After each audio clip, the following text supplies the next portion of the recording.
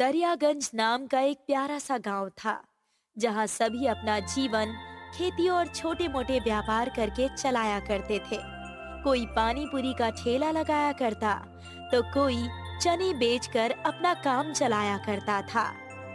वहीं नारायण दास अपनी पत्नी सीमा और अपनी माँ सुषमा देवी के साथ रहा करता था। सुषमा देवी ने पिछले 30 सालों से मौन व्रत रखा था। नारायण दास लकड़ियों के काम में बहुत माहिर थे। वो पूरे गांव में सबसे अच्छे बढ़ई थे। मेरे ससुराल वालों ने आपसे बस एक लकड़ी का दरवाजा ही मांगा है, और आप हैं कि पूरे दिन बकैती करते निकाल देते हैं, पर ये नहीं कि एक दरवाजा बनाकर दे दे। मेरे पास ठाकुर रुद्र प्रताप के ही इतने सारे काम हैं, मैं कहां से कोई और काम करूं? तुम्हें तो अच्छे से पता है भाग्यवान, इस गांव में उनकी कितनी चलती है। रुद्र प्रताप उस गांव के मुखिया हुआ करते थे। पूरा गांव उनकी इज्जत किया करता था, जिसका वो बखूबी फायदा उठाया करते थे। वो अपना हर काम पहले करवा लेते और पैसे आधे से भी कम दिया करते। ये चावल कितने के दिए भाई साहब? ठाकुर साहब, आपको तो पता ही है, 50 रुपए किलो चावल, और बाकी मैंने बोर्ड लगाया है। अब आप खुद ही पढ़े लिखे हैं। हमारे घर 2-2 बोरी दाल और चावल भिजवा दो, पैसे हिसाब में लिख लेना। हुजूर, पिछले कई महीनों से आपने पैसे नहीं दिए हैं। अच्छा होता अगर आप हिसाब कर देते। पैसे की बात सुनते ही रुद्र प्रताप क्रोध में आ गए और दुकान के सामान को दुकान से गिराने लगे और कहने लगे, तुम्हारी इतनी हिम्मत कि तुम मुझसे भरे बाजार में पैसे मांगो। एक तो गैर कानूनी दुकान चलाते हो। मुझे बहुत अच्छे से पता है तुम्हारे पास इस दुकान के कागजात नहीं है। ये जानते हुए भी तुम मुझसे पंगा ले रहे हो। मुझसे गलती हो गई, कृपया करके मेरी दुकान को मत तोड़िए। मुझे आपसे कोई पैसे नहीं चाहिए। पूरा गांव देखता रह गया, पर कोई कुछ नहीं कर पाया। रुद्र प्रताप अपनी छल का मुस्कुराहट लेकर वहां से चला गया। तब नारायण दास उस दुकानदार के पास जाकर बोले, तुम चिंता न करो, सब ठीक हो जाएगा। चलो तुम मेरे घर चलो और खाना खा लो, तुम्हारा बहुत नुकसान हुआ है। नारायण दास उस दुकानदार की दुकान समेटने में मदद करने लगे और उसे अपने घर बुलाकर खाना भी खिलाया। तब दुकानदार ने कहा, पूरा गांव बस तमाशा ही देखते रह गया। सिर्फ तुम थे जिसने मेरी मदद की। धन्यवाद भाई, मैं तुम्हारा ये एहसान कभी नहीं भूलूंगा। इसमें शुक्रिया की कोई बात नहीं है भाई, ये तो मेरा फर्ज था। नारायण दास के इसी व्यवहार के चलते वो पूरे गांव में चर्चित थे। ये बात रुद्र प्रताप को खाए जा रही थी। उस नारायण दास के बच्चे का कुछ करना होगा। इतना बड़ा नाम और रुतबा होकर भी मेरी गांव में रत्ती भर की भी इज्जत नहीं है, और वो तुच्छ लकड़हारा, जरा उसे देखो, पूरा गांव उसका गुणगान करता रहता है। हाँ मालिक, आप सही कह रहे हैं। उस नारायण दास की गांव में बहुत इज्जत है। कल उसी दुकानदार ने उसे महीने भर का राशन दिया और उससे पैसे भी नहीं लिए। तुम बस चपड़ चपड़ बोलती रहोगी कि कोई तरीका भी बताओगी। तुम्हें मैंने केवल घर की साफ सफाई के लिए नहीं रखा है। मालिक, इसका एक ही इलाज है। नारायण दास आपके ही बाग से लकड़ियाँ काटता है और आप उससे लकड़ियों के पैसे न लेकर सिर्फ सामान लेते हैं। अगर आप लकड़ियों के पैसे भी लेने लग जाएं, तो वो बर्बाद हो जाएगा। तुम बिल्कुल सही कह रही हो, मैं ठीक ऐसा ही करूँगा। और क्या था, ठाकुर रुद्र प्रताप ने बिल्कुल वैसा ही किया। नारायण दास को अपने बाग में जाने से रोक दिया। अब से तुम मुझे इन लकड़ियों के भी पैसे दोगे, क्योंकि ये बाग मेरा है। लेकिन मालिक, मैं आपको लकड़ी के दरवाजे, झूले, सोफा, बेड इत्यादि हमेशा बनाकर देता हूँ। इन लकड़ियों के बदले आप मुझसे इतना सब ले रहे हैं और उसे बाजार में बेचकर आप अच्छे पैसे कमाते हैं, और ये बात मैं बहुत अच्छे से जानता हूँ। मुझसे जुबान लड़ाते हो? दफा हो जाओ मेरे बाग से। और दोबारा कभी नजर मत आना। मैं देखता हूँ अब तुम इस गांव में किसका सहारा लेते हो। तुम्हारे जैसे तो लकड़हारे ना जाने मुझे कितने मिल जाएंगे। नारायण दास वहाँ से अपने बेबसी के आंसू लिए अपने घर चला आया और सारी बात अपनी पत्नी सीमा को बताकर फूट फूट कर रोने लगा। आप शांत हो जाइए जी, प्रभु श्री राम आपकी मदद जरूर करेंगे। मैंने तुमसे कहा ना, भगवान का नाम इस घर में मत लो। प्रभु राम की स्तुति करते हुए मैंने मेरी माँ को अपने से दूर कर दिया। उन्होंने मौन व्रत ले लिया है। पिछले 30 सालों से मैंने उनके मुंह से पुकार नहीं सुनी। शांत हो जाइए, ये उनकी भक्ति है, आप नहीं समझ रहे। हमें इसका कोई ना कोई उपाय निकालना ही होगा। नारायण दास अपने घर से रोते हुए बाहर चला जाता है, जहाँ सुषमा देवी एक तुलसी के पौधे पर पानी डालकर उनकी पूजा कर रही थी। माँ, आपको कितनी बार कहा है, पूजा पाठ करना बंद कर दो। इन सब से कुछ भी नहीं होने वाला। फिर भी खामखा ये सब किए जा रही हो। इतना कहकर नारायण दास गांव से बाहर चला गया और जंगली जानवरों के जंगल की तरफ जाने लगा। बस मैं दूसरों के बाग से ही नहीं ले सकता ना। इस जंगल में किसका अधिकार है? मैं अब लकड़ियाँ यहाँ से काटा करूँगा और अपने घर ले जाऊंगा। नारायण दास वहाँ से जा ही रहा था कि तभी उसे एक शेर के दहाड़ने की आवाज सुनाई दी, जिससे नारायण दास बहुत डर गया और वहाँ से पेड़ों की तरफ भागने लगा। तब नारायण दास को एक चंदन के पेड़ का जंगल नजर आया, जहाँ चारों तरफ चंदन के ही पेड़ थे। ये मैं क्या देख रहा हूँ?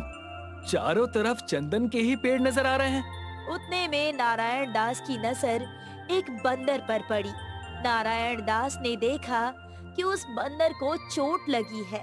नारायण दास ने तुरंत कपड़े से बांध दिया। ये जरूर किसी चंदन के पेड़ से फिसलकर नीचे गिर गया होगा बेचारा। परेशानी में था, पर अब थोड़ी राहत मिली होगी इसे।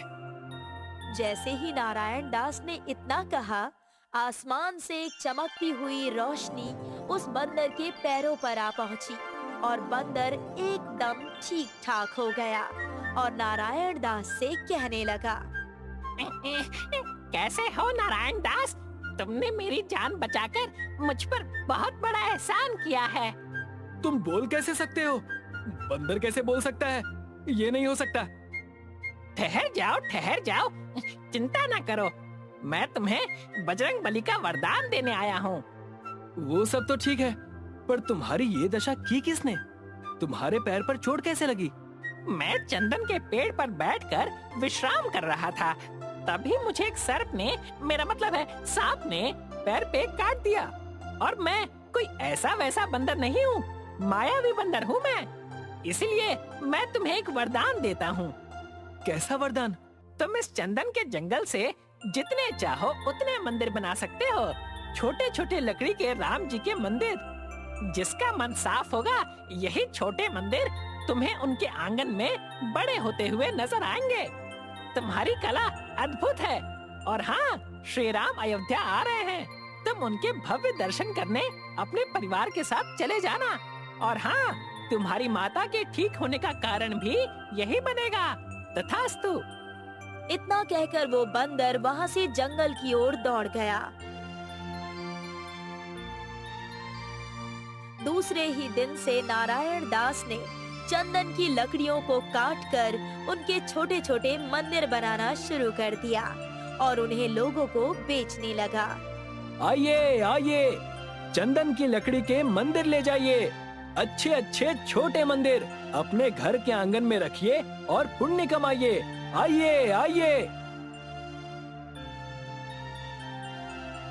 अरे नारायण दास, तुम कब से ये सब करने लगे? तुम्हें तो भगवान पर बिल्कुल भी विश्वास नहीं है। तो फिर ये सब क्या है? अब मैं सुधर गया हूँ भाई। पूरे गांव ने नारायण दास से सस्ते दामों में राम जी की मंदिर खरीदी। सारे गांव वाले और कई व्यापारी सभी ने नारायण दास के बनाए हुए लकड़ी के राम मंदिर खरीदे और सभी ने उसे अपने आंगन में लगाया। सभी गांव वालों के आंगन में एक भव्य सा राम मंदिर बनकर तैयार हो गया। सभी राम गुण गाने लगे। पूरा गांव राम जी के प्रेम और उनकी तपस्या करने लगा। इस गांव में अब आपकी रत्ती भर की भी इज्जत नहीं है मालिक। गांव का कोई कुत्ता आपसे रोटी भी नहीं लेता। मेरी इज्जत नहीं है तो अब तुम जैसी नौकरानी भी मुझसे जुबान लड़ाने लगी। आखिर मैं भी देखूंगा कि उस मंदिर में है क्या। जाओ और जाकर उसके पास से एक मंदिर खरीद कर लेते आओ। मैं भी अपने आंगन में उस चंदन के मंदिर को सजाऊंगा।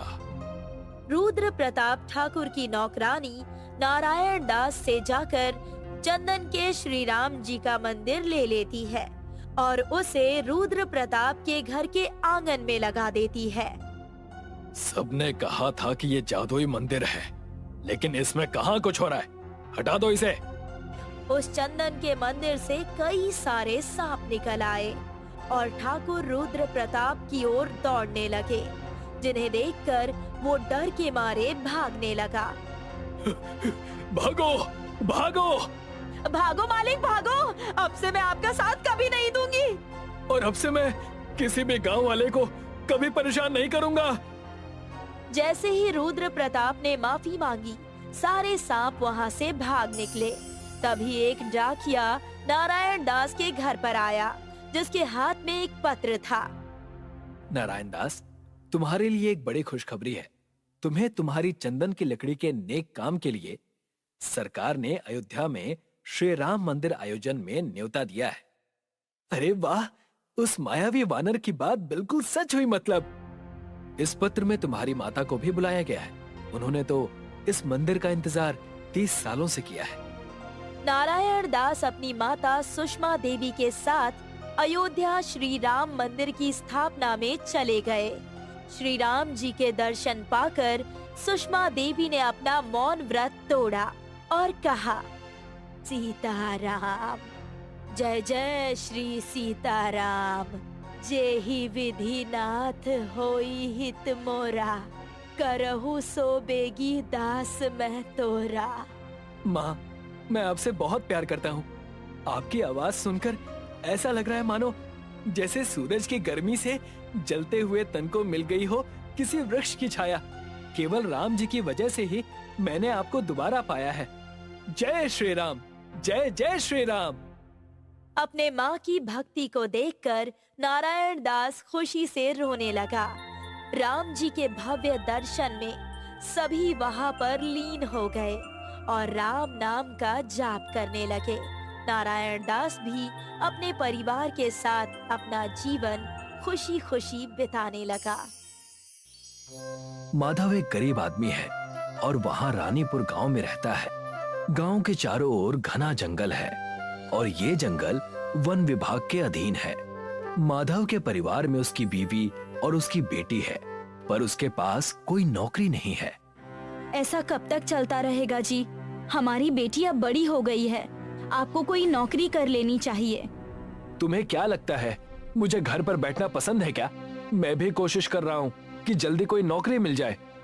माधव नौकरी की तलाश में घर से निकल पड़ता है, पर उसे कहीं भी नौकरी नहीं मिलती। आखिरकार थक हार कर शाम को माधव अपने घर वापस लौटता है।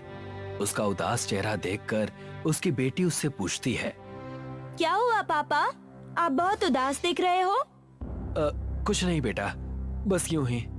मुझे पता है आपको नौकरी नहीं मिल रही है, इसीलिए आप उदास हो ना। आपको जल्दी ही कोई नौकरी मिल जाएगी, आप चिंता मत कीजिए। देखो मेरी बेटी कितनी समझदार हो गई है। पापा, आप वन विभाग में नौकरी के लिए कोशिश क्यों नहीं करते? वहाँ तो पढ़े लिखे लोगों की जरूरत है और मैं तो ज्यादा पढ़ा लिखा हूँ नहीं, मुझे कौन काम देगा? पापा, आप लकड़ियों का काम अच्छे से जानते हैं, क्या पता उन लोगों को किसी ऐसे ही आदमी की जरूरत हो। ठीक है बेटा, मैं कल जाकर वन विभाग के लोगों से मिलता हूँ। मुझे नौकरी की जरूरत है, क्या मुझे यहाँ पर कुछ काम मिल सकता है? तुम्हें क्या काम आता है? मैं एक बढ़ई हूँ, लकड़ियों का सारा काम जानता हूँ। हम तो एक ऐसे ही आदमी को ढूंढ रहे थे, तुम आज से ही काम शुरू कर दो। नौकरी मिलने की बात सुनकर माधव खुश हो जाता है और काम करना शुरू कर देता है। माधव पेड़ों से निकाली हुई इमारती लकड़ियों में से मजबूत लकड़ियों को अलग और दीमक लगी हुई लकड़ियों को अलग करता है। साहब, ये जो लकड़ियां खराब हैं, इनका क्या करूं? वैसे तो ये किसी काम की नहीं है, फेंक दो इन्हें। माधव उन दीमक लगी हुई लकड़ियों को फेंक देता है। शाम का वक्त होता है और माधव घर आ जाता है। आज बहुत खुश नजर आ रहे हैं पापा, क्या बात है? बेटा, मुझे वन विभाग में नौकरी मिल गई है। ये तो बहुत अच्छी बात है। अब मैं एग्जाम की तैयारी करने के लिए कोचिंग जा सकती हूँ। हाँ हाँ, जरूर जाओ। माधव के इस वन विभाग वाली नौकरी से उसके घर की दशा सुधरने लगी थी। अब राधिका भी कोचिंग में जाकर पढ़ने लगी थी। एक दिन इसी तरह लकड़ियों में से माधव अच्छी लकड़ियां एक तरफ कर रहा था और दीमक लगी हुई लकड़ियों को फेंक रहा था।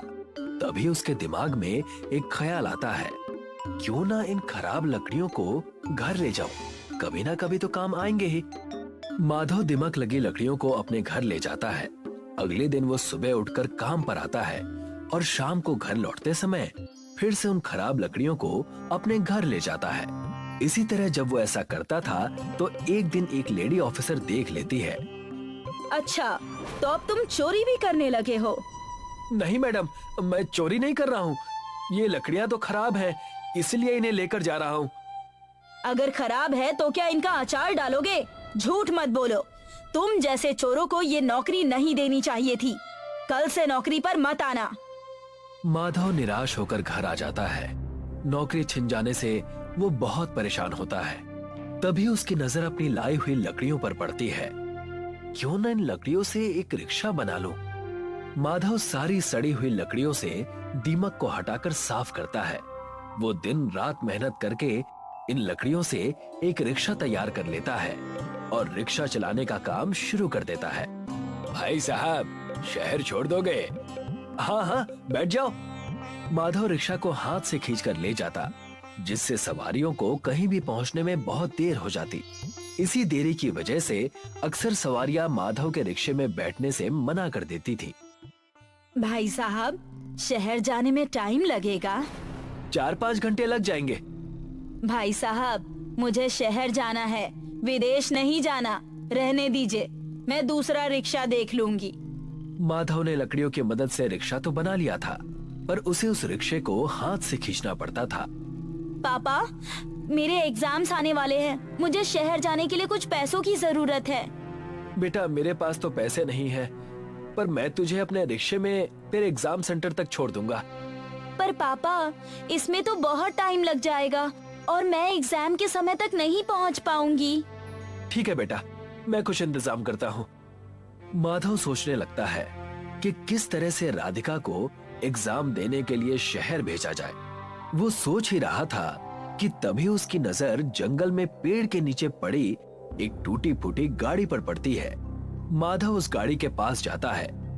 गाड़ी तो कबाड़ बन चुकी है, पर इसका इंजन मेरे काम आ सकता है। राघव उस गाड़ी से इंजन निकालता है और अपनी हाथ गाड़ी पर लगा देता है। चलो, अब हाथ से खींचने की टेंशन तो दूर हो गई, पर इसका मॉडल बदलना पड़ेगा, तब मजा आएगा। राघव अपने पास बची कुछ लकड़ियों से हाथ गाड़ी का मॉडल बदल देता है। वो उस पर छत लगा देता है और उसको एक रिक्शे में बदल देता है। राधिका अपने पापा के रिक्शे में बैठती है। माधव रिक्शा स्टार्ट करता है और राधिका को शहर में उसके एग्जाम सेंटर पर छोड़ देता है। माधव के लकड़ी के रिक्शे पर इंजन लग जाने से अब उसका रिक्शा तेज दौड़ने लगता है, जिससे अब उसके पास बहुत सारी सवारियां आने लगती हैं। भाई साहब, शहर जाने में कितना वक्त लगेगा? बैठ जाइए, 1 घंटे में पहुंचा दूंगा। इसी तरह से सभी लोग दूसरे रिक्शे को छोड़कर माधव के रिक्शे पर बैठने लगते हैं। ये देखकर एक रिक्शे वाला माधव से जलता है और पुलिस के पास उसकी झूठी कंप्लेन करता है। साहब, इसने किसी की गाड़ी से इंजन चुराकर अपने रिक्शे पर लगाया है, ये चोर है। अच्छा, तो अब तुम लोग गाड़ियों के इंजन भी चुराने लगे हो? नहीं साहब, मैंने चोरी नहीं की। ये इंजन तो मुझे जंगल में पड़ा हुआ मिला। अच्छा, तो अब इंजन जंगल में भी मिलने लगे हैं। सीधी तरह से गाड़ी का इंजन वापस करो, नहीं तो जेल में चक्की पीसनी पड़ेगी। पुलिस वाला माधव के रिक्शे से इंजन निकाल लेता है राधिका के एग्जाम का रिजल्ट आ जाता है, जिसमें उसकी मेहनत रंग लाती है। राधिका को एक जॉब मिल गई है। अब राधिका नौकरी करने लगती है और देखते ही देखते 1 महीना बीत जाता है और उसे उसकी पहली तनख्वाह मिलती है। तनख्वाह वाले दिन राधिका देर से घर लौटती है। पापा, आंखें बंद कीजिए, आपके लिए एक सरप्राइज है। अच्छा, ये लो, कर लिया आंखें बंद। बताओ क्या है? राधिका माधव के सामने एक इंजन रख देती है। अब आंखें खोल दीजिए। नया इंजन देखकर माधव बहुत खुश हो जाता है। पापा, ये स्पोर्ट्स कार का इंजन है। इसे लगाकर आपकी रिक्शा सभी गाड़ियों से तेज दौड़ेगी। माधव स्पोर्ट्स कार के इंजन को अपने रिक्शे में फिट कर लेता है और सवारी के लिए इंतजार करता है। भाई साहब, मुझे शहर जाना है, कितना वक्त लगेगा? बैठ जाइए, आधे घंटे में पहुंचा दूंगा। वहाँ पहुँचने में तो 2 घंटे लगते हैं। ये मेरा लकड़ी का रिक्शा जरूर है, पर ये स्पोर्ट्स कार की तरह तेज दौड़ सकती है। आप बैठ जाइए। वो महिला माधव के रिक्शे में बैठ जाती है और माधव उसको आधे घंटे के अंदर ही शहर पहुंचा देता है, जिससे खुश होकर वो महिला माधव को डबल किराया देती है। इसी तरह से अब माधव लोगों को तेजी से गांव से शहर पहुंचाता है। जल्दी पहुंचने और समय बचाने के लिए सभी लोग अब माधव के रिक्शे का इस्तेमाल करते हैं और माधव पूरे इलाके में लकड़ी की फरारी रिक्शे वाले के नाम से फेमस हो जाता है।